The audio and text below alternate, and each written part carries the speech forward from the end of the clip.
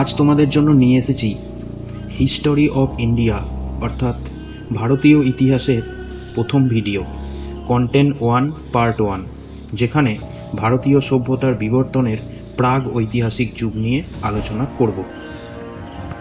প্রথমেই আসব প্রাগ ঐতিহাসিক যুগ। প্রাগ ঐতিহাসিক যুগে কোনো লিখিত উপাদান কিন্তু খুঁজে পাওয়া যায়নি। প্রাগ ঐতিহাসিক যুগের সূচনা কখন হয় না, যখন মানব সভ্যতার সূচনা হয় তখন। আর যখন ইতিহাসের লিখিত উপাদান খুঁজে পাওয়া যায় ঠিক তখনই প্রাগৈতিহাসিক যুগের সমাপ্তি ঘটে। এই যুগ মূলত 3 ভাগে বিভক্ত। প্রথম হলো প্রাচীন প্রস্তর যুগ, মধ্য প্রস্তর যুগ হলো দ্বিতীয় এবং তৃতীয় হলো নব্য প্রস্তর যুগ। এইবার প্রাচীন প্রস্তর যুগ। প্রাচীন প্রস্তর যুগ শুরু হয় 8 লক্ষ খ্রিস্টপূর্বে এবং প্রাচীন প্রস্তর যুগ শেষ হয় 2 লক্ষ খ্রিস্টপূর্বে। এই যুগ 3টি পর্বে বিভক্ত ছিল: প্রাচীন প্রস্তর যুগ, মধ্য প্রাচীন প্রস্তর যুগ এবং শেষ প্রাচীন প্রস্তর যুগ। এই 3টি ভাগের মধ্যে প্রথম ভাগটি হলো নিম্ন প্রাচীন প্রস্তর যুগ। নিম্ন প্রাচীন প্রস্তর যুগ কোন কোন জায়গায় এর নিদর্শন পাওয়া গেছে? এর নিদর্শন পাওয়া গেছে পূর্বে পাকিস্তানের সোয়ান অঞ্চলে, যেটাকে বলা হয় সোয়ান সংস্কৃতি। আর কোথায় নিদর্শন পাওয়া গেছে? পাটোয়ার মালভূমি, হিমাচল প্রদেশের শিবালিক পর্বত, কর্ণাটকের হুঙ্গিস উপত্যকা, তামিলনাড়ুর চেন্নাইয়ের নিকট আউরি পক্কনম, রাজস্থানের দিদোয়ানা, মহারাষ্ট্রের নেভেসা, মধ্যপ্রদেশের নর্মদা উপত্যকায় এই নিম্ন প্রাচীন প্রস্তর যুগের নিদর্শন পাওয়া গেছে। এখানকার যে রকম প্রজাতির মানব এখানে বাস করত সেই প্রজাতিটির নাম হলো হোমো হাবেলিস বা হোমো ইরেক্টাস। এই যুগে মূলত যে ধরনের হাতিয়ার ব্যবহার হতো সেগুলি হলো পাথরের হাতিয়ার, হাত কুঠার, চাপড় এই জাতীয় অস্ত্র। এই অস্ত্রগুলি নুড়ি পাথর বা কোয়ার্টাস দিয়ে তৈরি হতো। নিম্নমানের এই ভারী যন্ত্রগুলি কোর টুল নামে পরিচিত।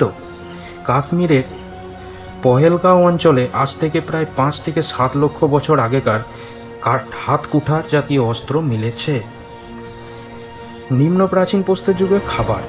এই যুগে মানুষ মূলত খাদ্য সংগ্রহ করত, শিকার করত, ফলমূল সংগ্রহ করত, এইসব করে জীবন ধারণ করত। এই সময়কার মানুষ পশুপালন জানত না।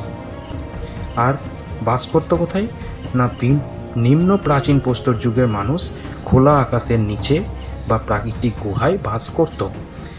যেমন কর্ণাটকের কুর্নল, পাকিস্তানের সাঙ্গাও, মধ্যপ্রদেশের ভীমবাটকা ইত্যাদি জায়গায় এদের বাসস্থানের নিদর্শন পাওয়া গেছে।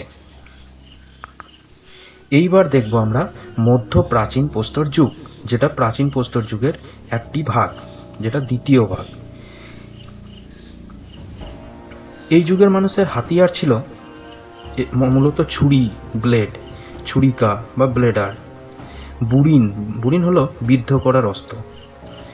আর মধ্যপ্রাচীন প্রস্তর যুগে অস্ত্রগুলির নিদর্শন পাওয়া গেছে মহারাষ্ট্রের নেভেসাতে, রাজস্থানের দিদিওয়ানা আনুমানিক 5,07,000 খ্রিস্টপূর্বে। পরবর্তী যুগ হচ্ছে শেষতম প্রাচীন প্রস্তর যুগ। এর নিদর্শন হিসাবে এই পর্বে ফ্লেক দ্বারা প্রস্তুত ছুরি জাতীয় যন্ত্রপাতির প্রভাব বজায় ছিল। প্রাচীন প্রস্তর যুগের শেষ পর্যায়ে ব্লেড ও বুড়িনের পাশাপাশি ছাঁচার যন্ত্র যেমন বাটালি, চন্দ্রাকৃতি অস্ত্র যেরকম কাস্তে, অন্যান্য ক্ষুদ্র হাতিয়ারের ব্যবহার শুরু হয়। প্রসঙ্গত উল্লেখ্য, এই পর্যায়ে নিগ্রো জাতিগোষ্ঠীর প্রাধান্য ছিল অন্যতম বৈশিষ্ট্য। আচ্ছা, প্রাচীন প্রস্তর যুগের মানুষ বিভিন্ন গুহায় বাস করত। তার মধ্যে একটা উল্লেখযোগ্য গুহা হলো ভীমবেটকা গুহা।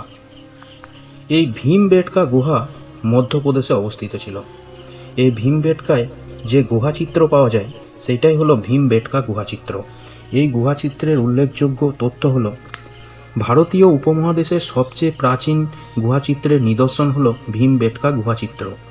এটি বর্তমান ভারতের মধ্য এশিয়ার মধ্যপ্রদেশের রায়সেন জেলার বিন্ধ্য পর্বতে অবস্থিত।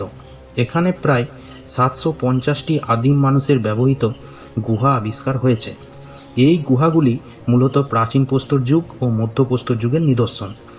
ভারতের প্রত্নতাত্ত্বিক ভি.এস. ওয়াকানকার সর্বপ্রথম এগুলি প্রস্তর যুগের নিদর্শন হিসাবে চিহ্নিত করেন। এই ভি.এস. ওয়াকানকারকে বলা হয় father of rock art in India. কাকে বলা হয়? ভারতীয় প্রত্নতাত্ত্বিক ভি.এস. ওয়াকানকার, একে বলা হয় father of rock art in India. 2003 সালে ইউনেস্কো এটিকে ওয়ার্ল্ড হেরিটেজ সাইট হিসাবে ঘোষণা করে। কে ঘোষণা করে? ইউনেস্কো। কত সালে? 2003 সালে। এই ভীমবেটকা গুহা চিত্রকে। এটা হলো প্রস্তর যুগের বর্ণনা।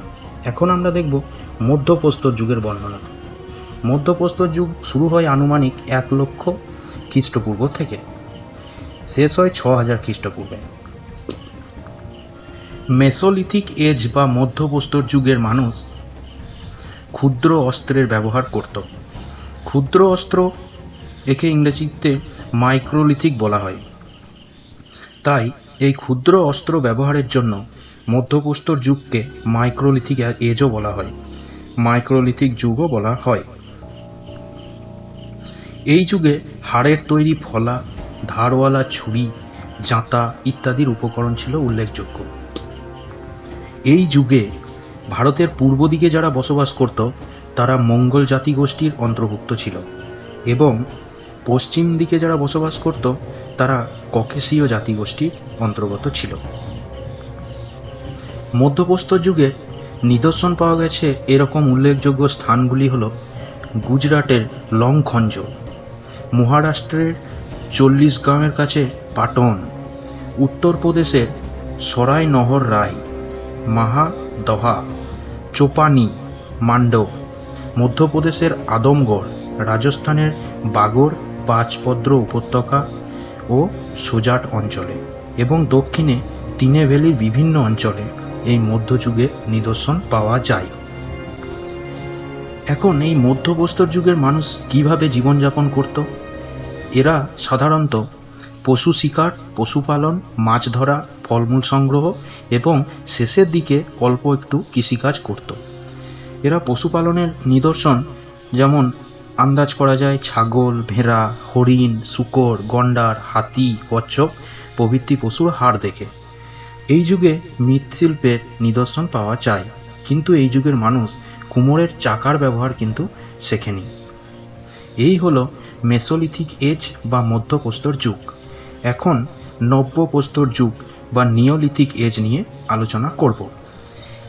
নিওলিথিক এজ বা মধ্যপ্রস্তর যুগ শুরু হয় আনুমানিক 6000 খ্রিস্টপূর্বে এবং শেষ হয় 2500 খ্রিস্টপূর্বে।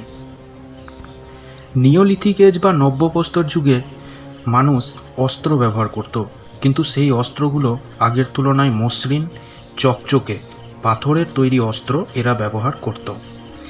এই নব্যপ্রস্তর যুগের উল্লেখযোগ্য বৈশিষ্ট্য যেমন এই যুগের মানুষ গৃহ নির্মাণ করে, কৃষিকাজে উন্নতিও লক্ষ্য করা যায়।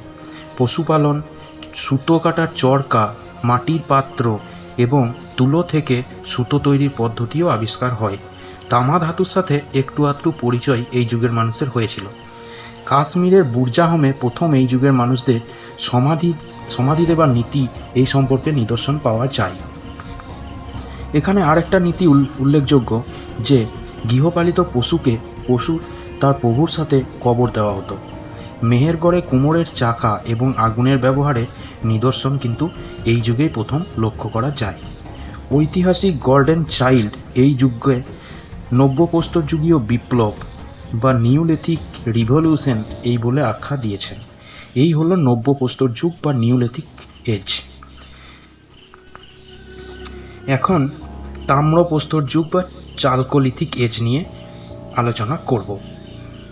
তাম্রপ্রস্তর যুগের সময়কাল শুরু হয় 2000 থেকে 1800 খ্রিস্টপূর্বে আর শেষ হয় 1000 খ্রিস্টপূর্বে। এই সময়ের মানুষ পাথরের সঙ্গে তামার ব্যবহার শেখে। আর কি শেখে না, তামার সঙ্গে টিন মিশিয়ে ব্রোঞ্জ তৈরির পদ্ধতি শেখে। এই যুগের উল্লেখযোগ্য বৈশিষ্ট্য হল জিনিসপত্র এবং যন্ত্রপাতি নির্মাণে তামা ও কাঁসা উভয়ের ব্যবহার দেখা যায়।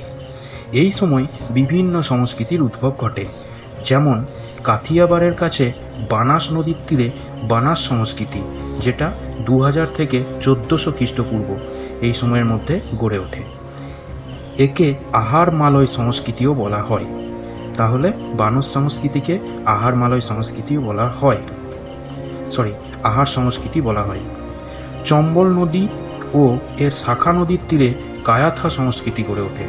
তাহলে বানাস নদীর তীরে বানাস সংস্কৃতি, চম্বল নদী ও তার শাখা নদীর তীরে গড়ে ওঠে কায়াথা সংস্কৃতি, যেটা 2000 থেকে 1800 খ্রিস্টপূর্বে।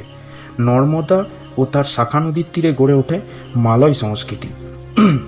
নর্মদা ও শাখা নদীর তীরে গড়ে ওঠে মালয় সংস্কৃতি, যেটা 1700 থেকে 1200 খ্রিস্টপূর্ব গুজরাটে গড়ে উঠেছিল। এছাড়া উল্লেখযোগ্য সংস্কৃতির নিদর্শন ছিল চিরান্দ সংস্কৃতি। চিরান্দ সংস্কৃতি খ্রিস্টপূর্ব 8ম শতকে গড়ে ওঠে। এবং আরেকটি উল্লেখযোগ্য সংস্কৃতি হল রংপুর সংস্কৃতি, যেটা 1400 থেকে 900 খ্রিস্টপূর্বে। তাম্রপ্রস্তর যুগ বা চালকোলিথিক এজ, এই যুগের মানুষদের জীবিকা ছিল কৃষিকাজ এবং উৎপাদিত ফসলের মধ্যে যেমন ছিল ধান, গম, কলাই, মটরশুঁটি ইত্যাদি। এই যুগে শিল্প যন্ত্রপাতি এই যুগে বয়ন শিল্প ও মৃৎশিল্পে লাল এবং কালো বর্ণের মাটির ব্যবহারের নিদর্শন পাওয়া গেছে। যন্ত্রপাতির মধ্যে তামার জিনিস, বাটালি, হারপুন, কুঠার ইত্যাদি ছিল উল্লেখযোগ্য। মানুষ এই সময় মাটি, কাঠ ও পোড়ামাটির তৈরি বাড়ি নির্মাণ করতে শেখে। তার মানে ইটের বাড়ি নির্মাণ করতে প্রথম শেখে তাম্রপ্রস্তর যুগে। ষাঁড় ও মাতৃদেবীর পূজা এই যুগে প্রচলিত ছিল। তাহলে পূজা প্রথম এই যুগেই হয়। কিসের পূজা হতো? ষাঁড় বা মাতৃদেবী পূজা তাম্রপ্রস্তর যুগে। এই সময়ে মানুষের মধ্যে দক্ষতা বা ক্ষমতা দখলের লড়াই, হিংসা, শোষণ ইত্যাদি শুরু হয়ে যায়। তাহলে আজকের আলোচনা এখানেই শেষ হলো। পরবর্তী আলোচনায় থাকবে মেহেরগড় সভ্যতা। পাশে থাকার জন্য সকলকে অনেক অনেক ধন্যবাদ।